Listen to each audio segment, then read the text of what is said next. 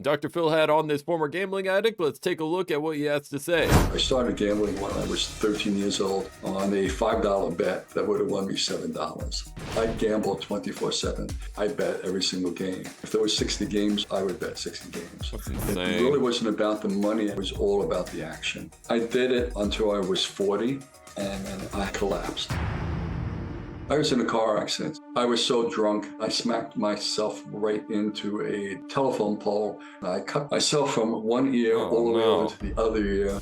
I had all. Man, thank goodness he didn't like hit anybody else, man. Do not drink and drive. But I mean, that's what gambling addiction can lead to, man. Like people, once you reach that bottom of the gambling addiction, you can't help but gamble again and again and spend all your money.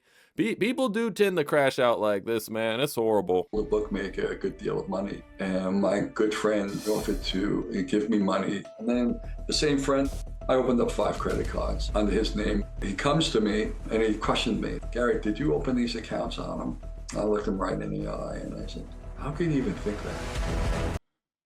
Yeah, that's horrible, bro. But that's what happens with these gambling addicts. So I still don't know why we just mass legalize sports gambling. Well, obviously why it's the money, but I'm not sure why so many people went along with it. This is what happens, right? This guy had a best friend. He could have had a good life, and you end up so addicted to gambling that you literally betray your own friend, man. That's crazy, bro. Like, I'm glad it sounds like he's turned it around now. I do want to hear more from him, but this is just straight up insane, dude. Literally, I saw the trust drain right out of him. I was clinic depressed for a year and a half. I was suicidal. Oh, no. I woke up one day, the depression was gone. I've been clean for 26 years. Oh, let's Helping go. people is my whole life right now. Good. There is a lot of this online betting that goes on.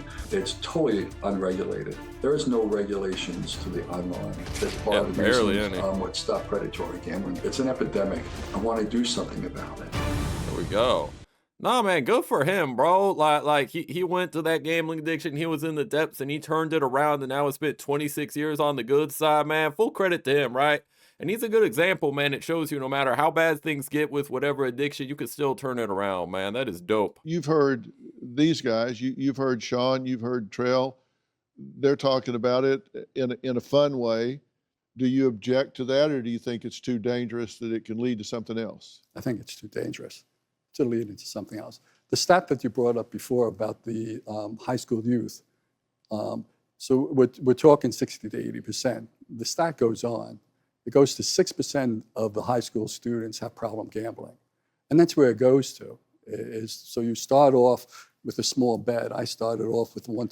Wait, so was that 60 to 80% are gambling and then 6% of high schoolers have a gambling problem? 6%? 6 out of every 100, man, that's insane, dude. And I'm seeing it. Like, I talk to a lot of my homies in college. Just so many of them are gambling. Now, I don't think I have a homie who's like a full-blown addict, like to that point where they're going to, you know, put out a credit card in my name or anything like that. But that gambling itch has just pretty much reached every young man, bro. It's ridiculous out here. Time parlay. And by the time I was done, I was betting every game on the board. So one time a bookmaker had asked me, do you know how much I bet this week? And I didn't know. I didn't care. But he said you bet $250,000 for that 1 week. Where'd he get that kind of money? What?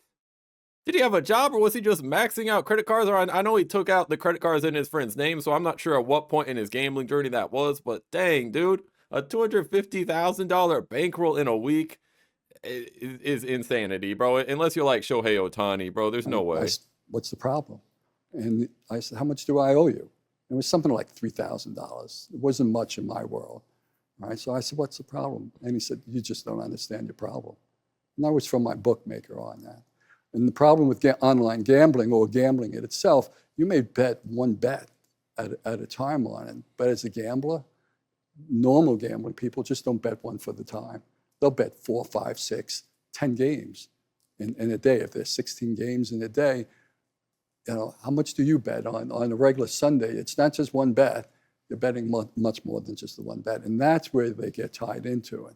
So the odds of winning when you're talking, like if a pick picks one game out of the season, out of the day on it, they may hit on it.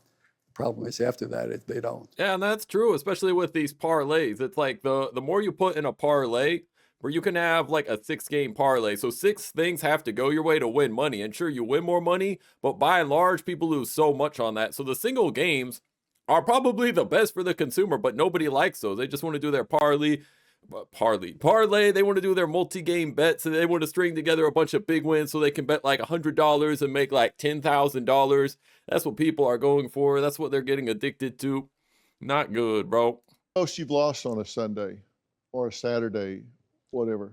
On a Saturday, I think my biggest losing day, college football day, didn't have a good day. I bet pretty much $100 per game is what I bet. Is this supposed to be a debate?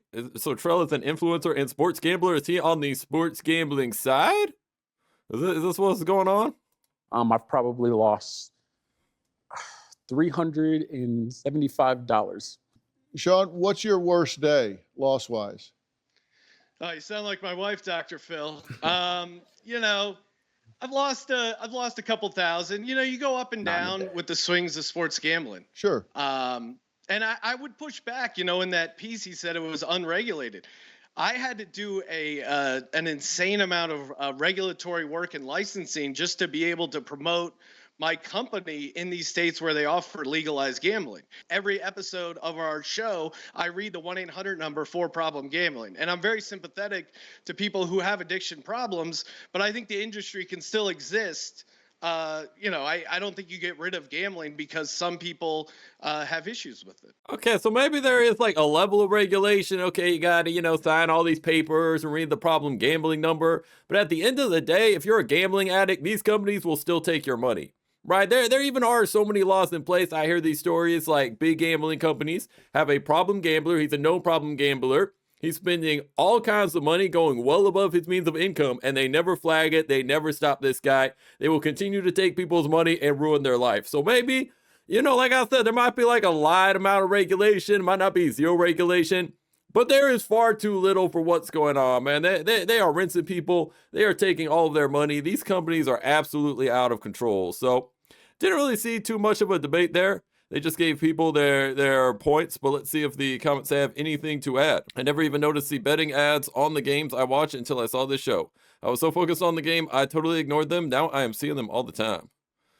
I don't know how you can miss them, bro. I don't know. I don't know how you can miss them. That last guy reads a 1-800 number for problem gamblers. Yeah, that'll do the trick.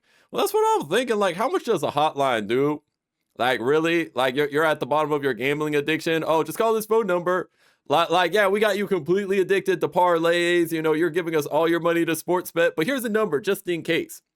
Like, it's insane, man. It's like if I went out and just sold drugs and then gave them a number. Hey, if you get addicted to the drugs I'm selling, just call this number. Oh, yeah, hit them up and they'll console you. What? How much does that do, bro? Genuinely, it's tricky. Restricting others' freedom based on some people's issues is not American in my book. At the same time, I hate that they advertise on TV and internet knowing they are hooking kids. I think every country has a responsibility to protect children. Protecting adults from themselves is so dangerous in its expanded implications that it is probably worth the risk. That is kind of the debate. It's like on one hand, okay, people should have freedom. Ooh, people should be allowed to bet what they want. And if it's their money and it's their phone, they can just bet on any game they want. But is that really, what we want to allow? Right? Do we want to allow businesses to print money off of people's addictions?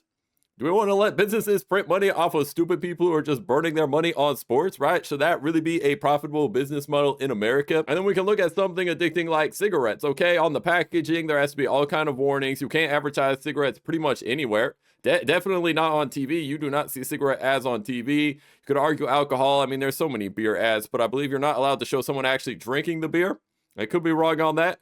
So I'm not sure why there is straight up just no regulation for gambling. All right. It's probably just as addictive and just as destructive as alcohol could ever be or cigarettes could ever be. Yet there doesn't seem to be any kind of barrier in place for how much you can advertise. Like all they do is throw that little like problem gambler number in the bottom. Ooh, if you have a problem, call here. And then they just promote it for like another 30 seconds. So they're not really helping anyone, just causing a major problem. Comment down below your thoughts on the story, like and sub to join the choir crew, and you have reached the end.